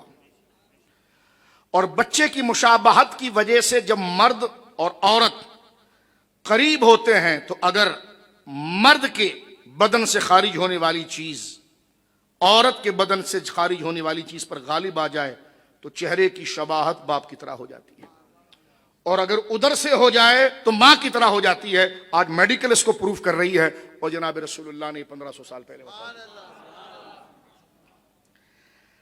اب میرے دوستوں بزرگوں، یہ حدیث پاک میں موجود ہے. حضرت عبداللہ بن سلام رضی اللہ تعالیٰ نے کہا کہ میں گواہی دیتا ہوں کہ آپ اللہ کے سچے رسول ہیں. پھر کہا یا رسول اللہ یہود کو اگر میرے اسلام کے قبول کرنے کا علم ہو گیا تو وہ بہت ناراض ہوں گے. سو یہودی حضور کے پاس آئے، عبداللہ کے گھر میں چلے گئے. رسول اللہ صلی اللہ علیہ وسلم نے حضرت عبداللہ بن سلام کے بارے میں ایک پیچھے روایت میں آتا ہے ایک جگہ کھڑا کر دیا، اور جتنے یہودی آئے تھے ان سے پوچھا حضور نے یہ بتاؤ عبداللہ بن سلام کیسا بندہ ہے؟ انہوں نے کہا آپ کیسی بات کر رہے ہیں؟ یہودی مولوی کہنے لگے کہ عبداللہ بن سلام ہوا سیدنا وہ ابن سیدنا، وہ تو ہمارے سردار ہیں، وہ تو ہمارے سید ہیں، اعلیٰ نسب ہیں، اور ہمارے بزرگوں کی اولاد ہیں. حضور سید عالم صلی اللہ علیہ وسلم نے ارشاد فرمایا سب سے افضل ہیں. حضور نے فرمایا اگر عبداللہ اسلام لے آئیں تو اور مجھے قبول کر لیں تو اس نے کہا اللہ کی پناہ یہ کبھی نہیں ہو سکتا. حضرت عبداللہ بن سلام کو حضور نے آواز دی کہ آپ آ جائیے. تو حضرت عبداللہ بن سلام حضور کے سامنے اور کہنے لگے اشہد اللہ الہ الا اللہ وحدہ واشہد انک رسول اللہ، کہ میں گواہی دیتا ہوں اللہ کے سوا کوئی معبود نہیں، اور میرے سامنے جو ہستی جلوگر ہیں وہ اللہ کے رسول ہیں. یہودی تھے تو متعصب، پھر کہنے لگے ابھی تو سید کہہ رہے تھے، سردار کہہ رہے تھے، امام کہہ رہے تھے کہ سیدنا و ابن سیدنا، اب کہنے لگے شرنا و ابن شرنا، یہ تو بڑے معاذ اللہ شریر ہیں اور شریروں کی اولاد ہیں. گالیاں دیتے وہ باہر چلے گئے، اور حضرت عبداللہ بن سلام نے کہا یا رسول اللہ میں نے پہلے کہا تھا نا یہودیوں کو یہ سچ قبول نہیں ہوگا جو اللہ نے یہ توفیق مجھے عطا فرمائی. تو دیکھیں وہ لوگ جو یہود تھے اللہ نے ان کے دل پر جب یہ بات کھولی. آپ کہیں گے کیسے کھول دی؟ میں نے کہا اس لیے کہ انہوں نے اپنے آپ کو بالکل ایزی لیا اور اپنے آپ کو آزاد چھوڑا، نسب کو بھی ایک طرف رکھا، برادری کو ایک طرف رکھا، دلائل کو سامنے رکھا کہ یہ دلائل ہیں. تو جب انہوں نے کسی کنیکشن اور کسی خارجی اور ذہنی دباؤ سے ہٹ کر خود کے استدلال کو سامنے رکھا تو حضور سید عالم کی تو سیرت یہی ہے کہ آنکھ والا تیری جوبن کا تماشا دیکھے، دیدائے کور کو کیا نظر آئے کیا دیکھے. ایک حدیث پاک مزید میں آپ کی خدمت میں عرض کرتا ہوں، کیونکہ حضرت عبداللہ بن سلام کے جگری یار تھے حضرت فاروق اعظم. حضرت عمر اور حضرت عبداللہ بن سلام کی بڑی دوستی تھی. صاحب روح المعانی نے اس مسئلے کو لکھا ہے کہ جب نبی کریم علیہ الصلوۃ والسلام مدینہ تشریف لائے تو حضرت عمر رضی اللہ عنہ نے حضرت عبداللہ بن سلام سے کہا اللہ تعالیٰ نے اپنے نبی صلی اللہ علیہ وسلم پر یہ آیت نازل فرمائی کہ اہل کتاب اے اہل کتاب آپ کو اپنے بیٹوں کی طرح پہچانتے ہیں، بتاؤ یہ معرفت کیسی تھی؟ حضرت عبداللہ بن سلام نے کہا اللہ تعالیٰ نے جو آپ کی صفت اور نعت بیان کی ہے ہم آپ کو اس صفت اور نعت سے پہچانتے تھے، کیونکہ اب تو اسلام لے آئے۔ اب پوچھتے تھے یار عبداللہ یہ بتاؤ جب تم ادھر تھے تو کیا باتیں ہوتی تھی، جیسے حضور نے ہماری ماں سیدہ صفیہ سے پوچھا، تو ادھر حضرت عبداللہ بن سلام وہ اپنا پرانی بات کر رہے ہیں، اور یہ عام شخص نہیں تھے۔ دو باتیں تھیں ان میں، ایک تو سادات تھے، بولیں سبحان اللہ، دوسرا یہود کے بڑے علماء میں سے تھے۔ تو حضرت عمر نے کہا کہ ذرا یہ تو بتا، یہ تو سورہ انعام کی آیت ہے کہ یہ بیٹوں کی طرح جانتے ہیں، تو عبداللہ کیا ہوتا تھا؟ فرمایا جو جو حضور کی صفت ہے اور جو جو حضور کی نعت ہے ہم اس سے حضور کو پہچانتے تھے۔ جب ہم نے آپ کو تمہارے درمیان دیکھا تو ہم نے آپ کو اس طرح پہچان لیا جس طرح کہ کوئی شخص اپنے بیٹے کو دوسرے لڑکوں کے درمیان پہچان لیتا ہے، بولو سبحان اللہ۔ اور اللہ کی قسم عمر، مجھے سیدنا محمد صلی اللہ علیہ وسلم کی معرفت اپنے بیٹوں سے زیادہ تھی، کیونکہ میں نہیں جانتا کہ اس کی ماں کیا کرتی تھی کیا کرتی رہی، لیکن میں یہ جانتا ہوں کہ یہ اللہ کے رسول ہیں۔ حضرت عمر نے کہا واہ عبداللہ تو نے بالکل سچی بات کی، کتنا یقینی بات۔ یہ دیکھیں پوری حدیث میں نے آپ کے سامنے پڑھنے کی کوشش کی ہے۔ تو یہ شان و جلالت اور عظمت جو ہے وہ اللہ رب العالمین جل وعلا نے جناب رسول کریم صلی اللہ علیہ وسلم کی رسالت مبارکہ کے تحت عطا فرمائی ہے۔ بات کو میں سمیٹ دوں گا، آج کا درس ہم مختصر رکھیں گے۔ اب آپ آ جائیے پیچھے کی طرف، یعنی یہ جو دو باتیں میں نے آپ کے سامنے کی ہیں، کیونکہ آگے کا اگر موضوع میں لوں گا تو اس میں طویل وقت ہوگا۔ آنے والے درس نظام مصطفیٰ صلی اللہ علیہ وسلم میں سورۃ الانعام کی یہ آیت جو مسلمانوں کا دستور ہے، اس کو انشاءاللہ العزیز ہم آیت نمبر 151 اور 152 اور 150 یہ دو آیتیں 151 اور 152 سورۃ الانعام میں، اس میں پورا دستور اسلام ذکر کیا گیا ہے۔ انشاءاللہ العزیز ہم اس کو بیان کریں گے۔ بات کو اختتام کی طرف لاتے ہوئے، کیونکہ موجودہ جو آج یوم تشکر ہے نا، تو اس لیے درس نظام مصطفیٰ قرآن کے اس مطالعے کے تحت ہم نے گزارا ہے۔ ایک تو جمعے کی دعوت آپ کو پیش کی ہے کہ جمعے کے درس کی طرف آپ توجہ کریں، اور اس کے کچھ نقوش دو چار تھوڑے سے منٹوں میں آپ کی خدمت میں عرض کرتا ہوں۔ اللہ رب العالمین نے یہ کہہ دیا تھا کہ یہود جو ہیں اپنی نافرمانی اور خدا کی ناراضگی کی وجہ سے ہمیشہ لعنتی رہیں گے، اور کہیں ان کی گیدرنگ، ان کا سیٹ اپ اور ان کی جمعیت نہیں ہو پائے گی۔ یہ قرآن کب کہہ رہا ہے؟ اسرائیل بننے سے 1500 سال پہلے۔ کب کہہ رہا ہے میرے بھائیو؟ 1500 سال پہلے۔ آگے اللہ کہہ رہا ہے ہاں ان کی حکومت بن سکتی ہے، اللہ سورہ آل عمران، اللہ بحبل من اللہ وحبل من الناس۔ خدا کی قسم اس آیت کو میں چومتا رہا اور بندے کا یقین بڑھ گیا کہ حالات جیسے بھی ہو اسلام حق ہے، رسول اللہ کی دی ہوئی گواہی حق ہے۔ فرمایا کہ حبیب یہ وہ لوگ ہیں ان کی ریاست، ان کی جمعیت، ان کا وجود بچ سکتا ہے۔ کیسے بچ سکتا ہے؟ فرمایا کہ اگر یہ توبہ کر کے نبیوں کی گستاخی سے، جو بے ادبی انہوں نے کی، جو نافرمانی انہوں نے کی، اس سے اگر یہ توبہ کر جائیں، اس سے اگر یہ توبہ کر جائیں اور لوٹ آئیں یہ اللہ کی طرف، تو اللہ ان کے لیے زمین کو کھول دے گا بحبل من اللہ۔ اچھا لیکن یہ شرارت پر قائم رہے تو مسلمانوں کے لیے آزمائش بنے گی، کیونکہ ظاہر سی بات ہے حتی یمیز الخبیث من الطیب، اللہ آزمائے گا ان کے ذریعے لالچی حریص دنیا پرست مسلمان کو اور آخرت کے طالب مسلمان کو، ان میں اللہ فرق کرے گا۔ فرمایا حبیب بحبل من الناس، ایک وقت آئے گا کہ یہ کچھ لوگوں کے سپورٹ پر اپنی ریاست قائم کر جائیں گے۔ کب کہا قرآن نے؟ کب کہا قرآن نے؟ بولیے۔ آج آپ دیکھیے اسرائیل کی چھت جس دو پلر پر رکھی ہوئی ہے، تو ایک کا نام امریکہ ہے، اور یہ نوشتہ دیوار ہے، یہ تو دیوار پر لکھا ہوا ہے، میں کوئی عجیب اچنبے کی بات تو نہیں کر رہا، یہ تو ایسی ہے روزے روشن کی طرح۔ وہ ذرا کچھ ہو تو جناب ان کے بیڑے آ جاتے ہیں، سارے معاملات ہو جاتے ہیں۔ ٹرمپ دیکھیے کس طرح آگے پھر رہا ہے ان کے، غور کر رہے ہیں۔ آپ نے ٹرمپ کا نام لیا تو میں نے کہا آپ نے فریڈم آف اسپیچ کی بات کو، ٹرمپ ہی کہا ہے اس کو، کیا چیزیں ہو۔ فریڈم آف اسپیچ اس لیے تھا کہ تم ہمارے نبی کے خاکے بناؤ، اور جب مسلمان احتجاج کریں تو کہہ دیا جائے کہ جناب کوئی حرج نہیں ہے، وہ تو ان کے حقوق ہے، وہ کچھ بھی کرتے رہیں۔ تو ہم مسلمان، ہمارے مسلمان، ہماری چیزوں پر قبضہ، بھارت کو ہمارے سر پر لا کر کھڑا کر دینا اور بھارت کی دھونس پاکستان کو دلوانا۔ میں سلام پیش کرتا ہوں فوج پاکستان کہ بھارت کو گرا کر گرد و نواح کے ملک کی عقل بھی ٹھکانے لگا دی۔ یہ پاکستان ہے بیٹا، یہ ترنے والا نہیں۔ اور چیف آرمی اسٹاف نے بڑی دلیری بات کی کہ تم جیسے 1500 لے جاؤ گے اسے، کہ تمہاری 15 نسلیں نہیں لے جا سکتی، اور یہ حق بات کی، اس کو ثابت کر دیا الحمدللہ۔ اگر یہ جذبہ آپ کے اندر نہیں ہے تو آپ کو کوئی حق نہیں یہاں پر سانس لینے کا، آپ کو اس آزادی کا کیا حق ہے؟ ہم کسی ڈپارٹ کی بے جا تعریف و تائید نہیں کر رہے ہیں، جو اس کا تناظر ہے، جو اس کا تسلسل ہے، وہ آپ کے سامنے پورا ہم نے ذکر کے ساتھ کیا ہے۔ ابھی شاید ہمارے ساتھ کوئی تقریر میں شریک ہوا ہو تو وہ پیچھے سے تسلسل کو دیکھ لیں کہ بات کس حوالے سے ہو رہی ہے۔ تو قرآن نے کہا بِحَبْلٍ مِّنَ النَّاسِ، کیا کہا؟ توجہ میں کیا کہا؟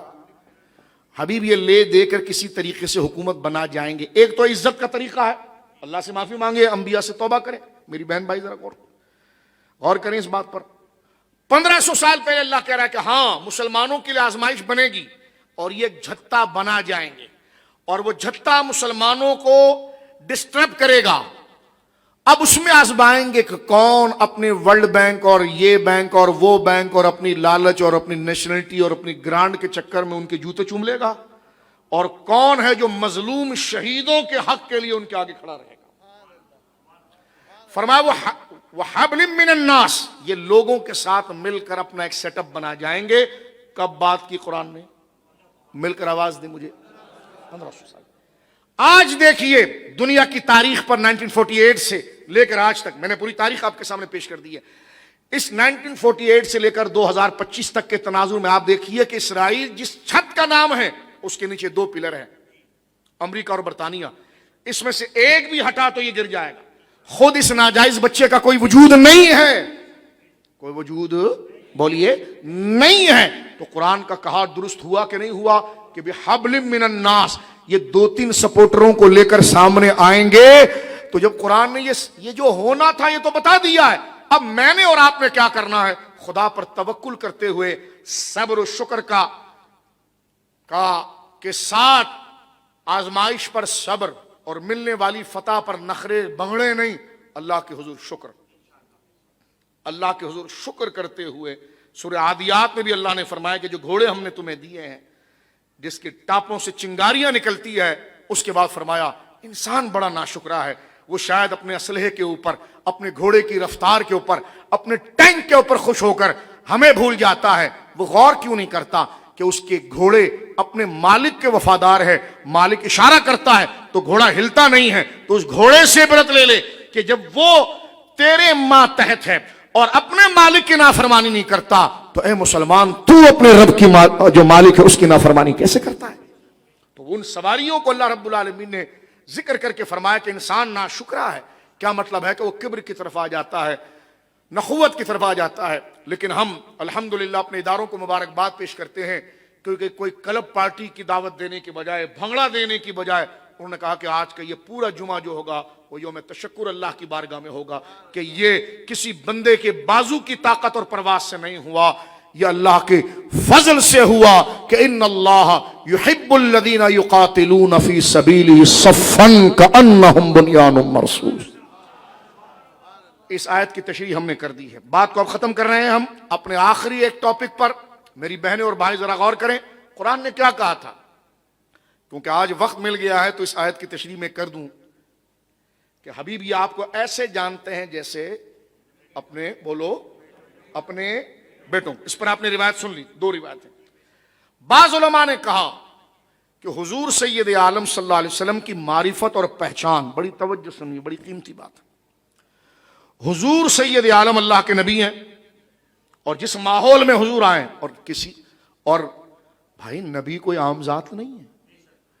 انسان میں ایک بندہ دعویٰ کرتا ہے انسانوں میں بڑا امیر ہوں، ٹھیک ہے جی، میں بڑا بزرگ ہوں، ٹھیک ہے، لیکن نبوت سے بڑا دعویٰ تو انسانیت میں ہے ہی نہیں۔ آپ ذرا سمجھنے کی کوشش کریں، انسان معزز بننے کے لیے کئی سٹیٹس رینک اپنی پروفائل کو مینج کرتا ہے، لیکن سب سے آخری درجہ وہ نبوت کا ہے، وہ انسانیت کا سب سے بڑا مقام ہے، اس کے اوپر تو پھر انسانیت کو کوئی مقام نہیں ہے، مقام الوہیت ہے۔ تو جو شخص یہ دعویٰ کر جائے کہ میں تم میں سب سے مشرف ہوں، توجہ سے سننا بات کیے بغیر، اور بڑی قیمتی بات، جو بندہ لوگوں کے درمیان میں آ کر یہ دعویٰ کرے میں تم میں اشرف ہوں، ممتاز ہوں، رب کا چنیدہ ہوں، رب کا پسندیدہ ہوں، رب کا انتخاب ہوں، اسی کا استفا ہوں اور اسی کا مصطفیٰ ہوں، اسی کا چنیدہ ہوں، وہ مجھ سے بات کرتا ہے، میں اس سے بات کرتا ہوں، مجھے بتائیے اس سے بڑا دعویٰ کیا ہوگا؟ اتنے ہر دعوے پر کوئی نہ کوئی دلیل ہوتی ہے، اتنا بڑا دعویٰ جس تک کسی انسان کی حد نہ پہنچ سکے، اور وہ شخصیت آئے اور وہ کہے کہ جس نے زمین و آسمان کو بنایا ہے اسی نے مجھے چنا ہے تمہاری ہدایت کے لیے، اور میں نبی ہوں اور میرا اس سے رابطہ ہے، تو مجھے بتاؤ اس کی انٹروڈکشن، اس کی معرفت، اس کی پہچان کے لیے کتنی مضبوط دلیلیں چاہیے ہوگی تاکہ یقین آ جائے؟ تو اللہ نے فرمایا اس کی دلیل یہ ہے کہ تمہاری کتابوں میں یہ لکھا ہوا تھا، دلیل یہ ہے کہ تم اس کو اس طرح جانتے ہو جس طرح اپنے بیٹوں کو جانتے ہو، اور دلیل یہ ہے کہ یہ اپنی نبوت میں خود ہی دلیل ہے۔ ایسا بندہ ہمیں دکھا دو، تم ایسا حسن کلام کرنے والا، ایسا با اخلاق، ایسا تہذیب، ایسے علم والا، ایسا سنورا، ایسی شرافت، ایسی دیانت، ایسی سیرت کسی کو بتاؤ کہ انسانوں میں کوئی انسان ایسا مشرف ہے تمہیں نظر آیا؟ نہیں۔ تو ہم نے کہا پھر یہی تو ہرقل نے پوچھا تھا حضرت ابو سفیان سے جب اسلام نہیں لائے تھے، کہا جس شخص کا نام محمد ہے اور اس نے دعویٰ کیا صلی اللہ علیہ وسلم، کیا اس نے اس سے پہلے کبھی جھوٹ بولا ہے؟ اس کا کبھی جھوٹ ہوا ہے؟ یعنی اس نے یہ جو دعویٰ کیا بقول تمہارے ٹھیک نہیں، تم اس کو جھوٹ کہہ رہے ہو معاذ اللہ، تو کیا اس نے کبھی اپنی زندگی میں جھوٹ بولا ہے؟ کہ نہیں، جھوٹ تو کبھی نہیں بولا۔ کہ اس میں سے اس کے باپ دادا نے کبھی کوئی نبوت کا دعویٰ کیا ہو؟ کہ نہیں، تو کہا وہ سچا نبی ہے، اس لیے کہ وہ باپ دادا کی جائیداد نہیں بچا رہا، اور جس نے لوگوں سے جھوٹ نہیں بولا وہ خدا سے کیسے جھوٹ بولے گا؟ تو حضور سے بڑی توجہ سے سنیے گا میرے بھائیوں، میں قدموں پہ ہاتھ لگا کر کہہ رہا ہوں، یہ آخری چند باتیں بڑی قیمتی ہے، حضور سے دلی تعلق، تاکہ نعت زبان پر ہو تو دل بھی ان کو نبی یقین کرے۔ یعنی اتنا بڑا دعویٰ کہ میں اللہ کے ساتھ واصل ہوں، تو ایسی شخصیت کو پہچاننے کے لیے دلیل بھی ایسی چاہیے کہ اس دلیل پر وہی اترتا ہو، دوسرا کوئی نہ اترتا ہو۔ اگر 10-12 ایسے اتر جائیں تو پھر اس کے دعوے کا فائدہ کیا ہے؟ تو پھر اس میں حضور کی سیرت، حضور کے اخلاق اور مسلسل معجزات، حضور کے مسلسل معجزات، کہ جو کام ان سے ہو رہا ہے وہ کسی سے نہیں ہو رہا، جو کام ان سے ہو رہا ہے کسی سے، جو یہ بولتے ہیں ویسا کچھ، جو یہ انالائز کرتے ہیں ایسا کوئی نہیں کرتا، جیسا علم ان کا ایسا کسی کا نہیں، جس طرح یہ کسی چیز کے لیے بات کرتے ہیں ایسا کوئی نہیں، جس طرح یہ انسانیت کا درد رکھتے ہیں ایسا کوئی نہیں۔ تو گویا کہ یہ جو شرافت اور ٹٹولنے کی، بزرگی کو جاننے کے جو معیارات ہیں وہ سمٹ کر ایک ذات میں جمع ہو گئے، ذات مصطفیٰ میں، تو انسان کے لیے کوئی چوری نہیں رہی کہ جب انسان نہیں انسان وہ انسان ہے۔ اعلی حضرت امام اہل سنت نے اسی چیز کو، کسی کی شرافت کے لیے جتنی اچھائیاں ہیں وہ سب منتشر تھی، سمیٹ کر اس ایک ذات میں وہ تمام کمال نظر آتے ہیں۔ فرما اللہ کی سرتاب قدم شان ہے یہ، انسان نہیں انسان وہ انسان ہیں یہ۔ ان کے بدن کو دیکھو، ان کے انداز کو دیکھو، ان کی باڈی لینگویج کو دیکھو، ان کے رکھ رکھاؤ کو دیکھو، ان کی تنہائی کو دیکھو، ان کی خوشی کے لمحے کو دیکھو، ان کے غم کو دیکھو، ان کی راحت کو دیکھو، ان کی تکلیف کو دیکھو، ان کی امیری کو دیکھو، ان کی ظاہری غربت کو دیکھو، ان کی تنہائی دیکھو، ان کو لیڈر کی پوسٹ پر دیکھو، ان کو کبھی لوگوں میں دیکھو، ان کو کبھی جنگ میں دیکھو۔ اتنا بیلنس کسی انسان میں کبھی دیکھا کہ نہیں دیکھا؟ کہ اس لیے تو ہمارا رسول ہے یہ۔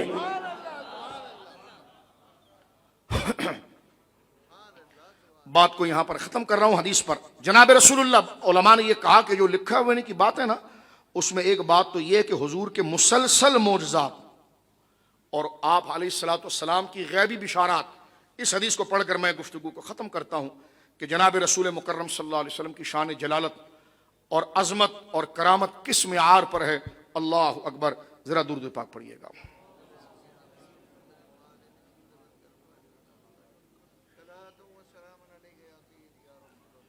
اللہم صلی علی محمد وبارک وسلم صلاۃ وسلم. حضور سید عالم کے علم کو ذرا دیکھیے آپ. سرکار دو عالم صلی اللہ علیہ وسلم اپنی زندگی میں یمن کبھی نہیں گئے. میں دو باتیں آپ سے عرض کر کے بات ختم کر رہا ہوں. بڑی توجہ سے میرے بھائی اور بہن غور کریں تاکہ یقین آنکھ بند کریں نا تو یوں لگے کہ دل آنکھوں میں آ گیا ہے. اتنا یقین ذات مصطفیٰ پر صلی اللہ علیہ وسلم. کیونکہ ہم شک کے دور میں رہ رہے ہیں. ہم ڈاؤٹ اور ریب کے دور میں رہ رہے ہیں. اس وقت جو ضرورت ہے وہ یقین کی ہے. شک کے پنجے ناخون کانٹے ہمارے دلوں سے حضور کی محبت اللہ کی توحید پر یقین کو نوچ رہے ہیں. دوست ایسے ہیں, معاملات ایسے ہیں, کلک ایسی ہے, کلکس ایسے ہیں, پوسٹیں ایسی دیکھ رہے ہیں, ویڈیو ایسی دیکھ رہے ہیں, حالات کو ہم دیکھ رہے ہیں. توجہ ہے. تو میں نے کہا کوفی نہ بنو, حالات کیسے بھی ہو جیتتا حسین ہی ہے. یہ تو کربلا اتار چڑھاؤ اس لیے ہوتی ہے کہ ہمارے دل کو ٹٹولا جاتا ہے. یہ صرف نعرہ بھی لگا رہا ہے, کچھ مانتا بھی ہے کہ جی حسین شہید ہو گئے. تو میں نے کہا وہ تو کوفیوں کو اور ہر کو پہچاننا تھا, لیکن کیا ہوا کہ وہی ہوا کہ قتل حسین اصل میں مرگ یزید ہے. سمجھنے کی کوشش کی. یہ اتار چڑھاؤ امریکہ اتنا بڑا ہے فلاں, ابے تو اس کو بڑا نہیں کرتا تو تجھے مومن ہونا کیسے آزماتا؟ تو اس کو بڑا دیکھ رہا ہے, یہ اللہ اکبر جو بڑا ہے سب سے اس کے پر اعتماد کر رہا ہے. یہی تو تجھے چیک کرنا ہے. کیوں ہوا کے رخ پر چلتا ہے؟ ہوا کو اپنی رخ پر چلانا. حضور سید عالم کی نبوت کی دلیلوں میں نے آپ کی خدمت میں عرض کیا مختصراً یہ, اور بات کو ختم کر رہا ہوں. حضور سید عالم کبھی یمن نہیں گئے. یہ میرے ہاتھ میں حدیث کی کتاب کا ایک عکس ہے, طبرانی معجم الاوسط کی حدیث ہے, ٹھیک ہے. اور علامہ حیثمی علیہ رحمت نے اس کو مجموع الزوائد میں نقل کیا ہے, اسناد حسن, جلد نمبر 2 صفحہ نمبر 12. اور اس کے علاوہ اصابہ بھی وقد رواہ ابن السکن و ابن المنذرہ کما نقلہ الحافظ فی الاصابہ. علامہ ابن حجر اسقلانی نے اس کو اصابہ میں لکھا. دل ذرا تھامنا, بات کیا کر رہا ہوں. تیرے تو وصف عیب تنائی سے ہیں بری, حیراں ہوں میرے شاہ میں کیا کیا کیا کیا کیا کیا کہوں تجھے. حضرت قال علی, حضرت صحابی رسول کہتے ہیں کہ جب میں روانہ ہوا یمن کی طرف تو میں نے حضور علیہ الصلوۃ والسلام سے یہ پوچھا, یا رسول اللہ یمن تو جا رہا ہوں, کو کمپاس تو ہوتا نہیں تھا کہ جس میں جہت قبلہ معلوم کی جائے. توجہ ہے آپ کی. میں نے حضور علیہ الصلوۃ والسلام سے پوچھا, یا رسول اللہ وہاں جاؤں گا تو نماز کس طرح منہ کر کے پڑھوں گا کہ میرا چہرہ قبلے کی طرف رہے؟ کہاں جا رہے ہیں؟ یمن. کعبے کے سامنے نہیں جا رہے, وہ یمن جا رہے ہیں. تو کہتے ہیں سرکار دو عالم صلی اللہ علیہ وسلم نے ارشاد فرمایا, قال لی رسول اللہ اذا بنیت المسجد الصنعاء فاجعلہ الیمین الجبل یقال لہ الضین. کہتے ہیں کہ جب ہم نے صنعاء کے اندر مسجد بنائی, صنعاء یمن کا علاقہ ہے, ٹھیک ہے, وہاں جب ہم نے مسجد بنائی تو حضور علیہ الصلوۃ والسلام نے ہمیں یہ کہا تھا کہ فاجعلہ عن یمین الجبل, جب تم مسجد بناؤ تو محراب کا رخ ایک پہاڑ کی سمت کرنا. یقال لہ الدین, اس پہاڑ کا نام ہے دین, اور اسی کی سیر میں کعبہ ہے. یہ حضور بیٹھے مکہ میں, کوئی کمپاس نہیں, کوئی نظام نہیں, کوئی سائنسی ترقی نہیں. وہ صحابی کہتے ہیں کہ بس حضور نے کام پہنچ گئے, اور ہم نے جب جناب جو ہے کوئی ڈائریکشن تو چاہیے تھی. جب صنعاء میں ہم نے مسجد بنائی تو جو صنعاء میں جب ہم نے مسجد بنائی تو کہتے ہیں کہ وہ دائیں طرف جو پہاڑ تھا تو قبلے کا رخ اس طرف کیا, اور اس پہاڑ کا نام تھا دین. ہم نے لوگوں سے پوچھا یہاں تو بہت سارے پہاڑ ہیں, یہ بھی ہے, یہ بھی, وہ جبل دین کون سا؟ کہا یہ. تو فرمایا بس اس طرف منہ کر کے سجدہ کیا جائے گا. آج اللہ صنعاء لے جانا نصیب کرے, یا گوگل پر سرچ کریں آپ, جہاں صحابہ نے قبلے کا رخ رکھا تھا رسول کے کہنے پر, آج قبلہ اسی جہت کی طرف ہے. نہ کوئی کمپاس تھا, نہ کوئی جغرافی نظام تھا, نہ کوئی قوانین تھے. سمجھ گئے بات؟ ایک حدیث میں نے پڑھی ہے, انشاءاللہ زندگی رہی تو اس کے اندر بڑے نکات ہیں, پھر کبھی ہم بیان کریں گے. دوسری حدیث سنی اور بات ختم کرتے ہیں ہم یہاں پر. اور یہ حدیث پاک جو میں آپ کے سامنے پڑھ رہا ہوں یہ ہے ابو داؤد شریف میں. میں سمجھتا ہوں کہ اللہ نے جو زندگی کی مہلت دی ہے، یہ 2 حدیث پڑھنا یہ اپنی زندگی کا میں سب سے قیمتی لمحہ سمجھتا ہوں. سبحان اللہ وبحمدہ، سبحان اللہ العظیم، کہ اللہ نے مجھ جیسے چھوٹے اور بیکار آدمی کو شان مصطفیٰ کے لیے یہ 2 نظارے دکھائے جس کی مسرت اتنی ہے کہ میں بیان نہیں کر سکتا. واہ میرے آقا، سرور کہوں کہ مالک و مولا کہوں تجھے، باغ خلیل کا گل زیبا کہوں تجھے، اللہ رے تیرے جسم منور کی تابشیں، اے جانے جانے جانے تجلا کہوں تجھے، تیرے تو وصف عیب تنائی سے ہیں بری، حیران ہوں میرے شاہ میں کیا کیا کہوں تجھے. بولیے سبحان اللہ. ابو داؤد شریف کی حدیث ہے، ابو داؤد شریف رقم الحدیث 3088 3088 اور یہ حدیث مبارکہ جامع البیان جو تفسیر کی کتاب ہے اس میں بھی موجود ہے. لیکن ابو داؤد شریف میرے سامنے، امام ابو داؤد اپنی سند کے ساتھ نقل کرتے ہیں کہ حضرت عبداللہ بن عمرو سے روایت ہے کہ جب ہم رسول اللہ صلی اللہ علیہ وسلم کے ساتھ طائف گئے، جب ہم حضور کے ساتھ طائف گئے تو ہم ایک قبر کے پاس سے گزرے، نہ کوئی تختہ، نہ کوئی نشان، نہ کوئی بتا کس کی قبر ہے. حضور کے ساتھ ہم گزر رہے ہیں، یہ نہیں کہ حضور ہمیں لے کر گئے خاص اس قبر کے پاس، کیا ہوں میں تمہیں قبر بتاؤں. ایسے گزر رہے تھے ہم طائف سے، تو ایک قبر کے پاس سے گزرے تو رسول اللہ نے فرمایا یہ ابو رغال کی قبر ہے. کیا نام لیا؟ یہ ابو رغال کی قبر ہے. اس حرم کی وجہ سے اس سے عذاب دور ہو گیا تھا. جب وہ حرم سے نکلا تو اس جگہ اس کو وہی عذاب آن پہنچا تو اس کو وہیں دفن کر دیا گیا. اور اس کی علامت میرے صحابہ دیکھ کر حضور نے فرمایا کہ اس کے ساتھ سونے کی ایک چھڑی ہوا کرتی تھی. یہ بندہ مرے ہوئے کئی سال ہو گئے، قوم سمود کے قریب کے دور کا ہے. سرکار نے فرمایا ابو رغال کی قبر ہے. وہ کہاں لکھا ہوا ہے؟ کہاں ہے؟ گوگل میپ کھولو، یہ ہے. فرمایا ابو رغال کی قبر ہے اور حرم کی وجہ سے اس سے عذاب ہٹا. اور اس کی علامت یہ تھی کہ اس کے ہاتھ میں، یعنی حضور سے کئی زمانے اس کے ہاتھ میں سونے کی ایک چھڑی ہوتی تھی. کس کی بولیے؟ گولڈ کی چھڑی ہوتی تھی. میرے صحابہ، ہائے ہائے ہائے، اگر تم اس قبر کو کھودو تو اس شاخ کو حاصل کر لو گے. یہ کہہ کر حضور چلے گئے. حدیث میں آتا ہے کہ جناب لوگوں نے قبر کھولی، اس کے سینے پر وہ شاخ رکھی ہوئی تھی. تیرے تو وصف عیب تنائی سے ہے بری، حیران ہوں میرے شاہ میں کیا کیا کہوں تجھے. اللہ رب العالمین جل وعلا نے حق فرمایا الذین یتبعون الرسول النبی الامی الذین یجدونہ مکتوبا عندہم فی التوراۃ والانجیل یأمرہم بالمعروف وینہاہم عن المنکر ویحل لہم الطیبات ویحرم علیہم الخبائث وَيَدَعُوا عَنْهُمْ إِسْرَهُمْ وَالْأَغْلَالَ الَّتِي كَانَتْ عَلَيْهِمْ فَالَّذِينَ آمَنُوا بِهِ وَعَزَّرُوهُ وَنَصَرُوهُ وَاتَّبَعُوا نُورَ الَّذِي أُنزِلَ مَعَهُ أُولَٰئِكَ هُمُ الْمُفْلِحُونَ. کی محمد سے وفا، تو نے تو ہم تیرے ہیں، یہ جہاں چیز ہے کیا، لوح قلم تیرے ہیں. اللہ ہمارے ایمانوں کو شک سے بچائے، ہماری آنے والی یوتھ جو ہیں ان کے اور ہمارے دلوں کو اللہ شک سے بچائے. یہ جو ایک ہنگامے کا غبار اڑ رہا ہے، طوفان کہ اسلام پر حملہ ہے، فلسطین پر حملہ ہے، پاکستان پر حملہ ہے، اللہ رب العالمین ہمیں مشکل میں صبر دے. مومن وہ ہے جو مشکل میں صبر کرتا ہے. صبر کا معنی ہے رکنا، یعنی اللہ کے بھروسے پر رکھا رہتا ہے، غلط خبروں کی طرف آ کر ادھر کفر کی طرف نہیں ڈھل جاتا، لالچ میں نہیں آ جاتا، پالیسی چینج نہیں کرتا. مومن صبر پر کھڑا رکھتا ہے، ہوگا وہی جو اللہ چاہے گا. یہ بھی جو ہو رہا ہے اللہ کی مرضی سے ہو رہا ہے، یعنی مشیت سے ہو رہا ہے، مشیت سے ہو رہا ہے، اور یہ میرے اور آپ کو پہچاننے کے لیے ہو رہا ہے. اور جب اللہ رب العالمین اس صبر اور اپنی ذات پر کامل بھروسہ اس بندے کا دیکھتا ہے تو تھوڑی سی کشادگی کر کے اسے خوشی دکھاتا ہے. تو جس طرح وہ صبر کرتے ادھر رکھا ہوتا ہے تو چٹ سجدے میں گر کر شکر بھی ادا لاتا ہے. تو سب سے بڑی چیز مشکل میں صبر اور ملنے والے انعامات پر شکر، اور ایسی چیزوں پر کان دھرنے سے کان کو روکنا، ایسے مطالعے سے دور رہنا کہ جس سے شک پیدا ہو، ڈاؤٹ پیدا ہو، مسکنسیپشن پیدا ہو.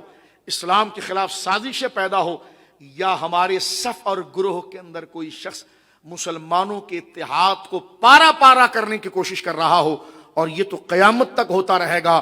ہل جل کیے بغیر ذرا بات سن لیجیے، اقبال نے کہا تھا کہ ستیزہ کار رہا ہے ازل تا امروز، یعنی جھگڑا اور مقابلہ باطل اور حق میں لگا رہا، کہ ستیزہ کار رہا ہے ازل تا امروز، چراغ مصطفی سے شرار ابو لہبی۔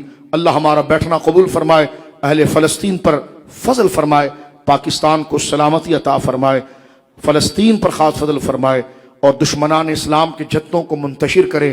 ہمیں وحدت امت کا اللہ رب العالمین جذبہ دے کہ بتلا دو گستاخ دین کو غیرت مسلم زندہ ہے، ان پہ مر مٹنے کا جذبہ کل بھی تھا اور آج بھی ہے۔ وآخر دعوانا الحمدللہ۔